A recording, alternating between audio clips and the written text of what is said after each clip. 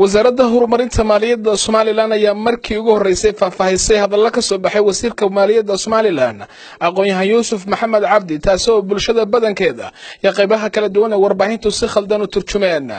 madaxa xiriirka dadweynaha iyo saxaafadda Axmed Cali Diriye oo shir jaraa'id ku qabtay xarunta wasaaradda maaliyadda ee magaalada Hargeysa ayaa faahfaahin ka bixiyay hadalka wasiirka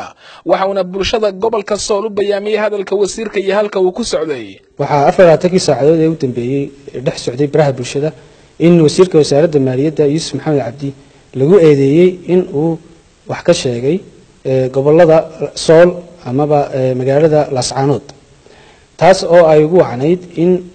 muuqaalkiisii qaybo kamid ah la soo qaatay qaybo kamid ahna laga tagay wasiirka wasaaradda maaliyadda Jamhuuriyadda Soomaaliland Yuusuf Maxamed Cabdi waxa uu ixtiraam gaar ah oo mudan u hayaa deegaanka iyo dadweynaha ka soo jeeda gobolka Sool ee Laascaanood sida oo kale wasiirka wasaaradda maaliyadda Jamhuuriyadda Soomaaliland waxa uu miisaaniyadda ugu daray mashaariic tiro badan oo loogu talagalay in kor loogu soo qaado tayada iyo waxtarka dawladnimo ee loogu talagalay gobolka in kasta oo reer Laascaanood ay yihiin dad xaruuriyiin ah oo aan hadallada isku dirka ah ee ay soo abaabulaan dadka qaarkood aanay si tahay u qaadan oo ay iska shaandhayaan haddana hadalka wasiirku muu ahayn sida loo micnaystay manuu ahayn sida baraha bulshada dhex wareegay hadalka wasiirka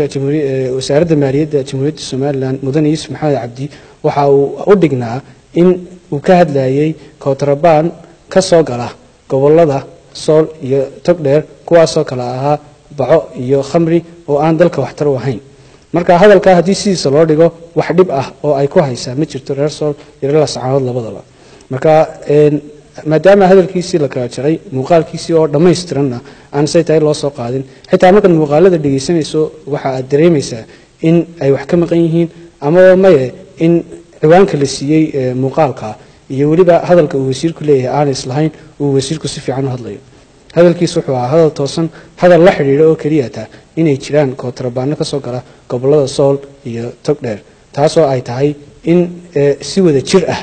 looga hortago kontrabaanada aan waxba inoo taraynin bal ee dalka burinaya Axmed Cali Diriye madaxa xiriirka dadweynaha iyo saxaafadda ee wasaaradda horumarinta maaliyadda Soomaaliland oo hadalkiisa si wata ayaa waxa uu sheegay in bulshada gobolka Sool ay wasaaradda maaliyaddu ka raali gelinayso hadalkaasi la turjumay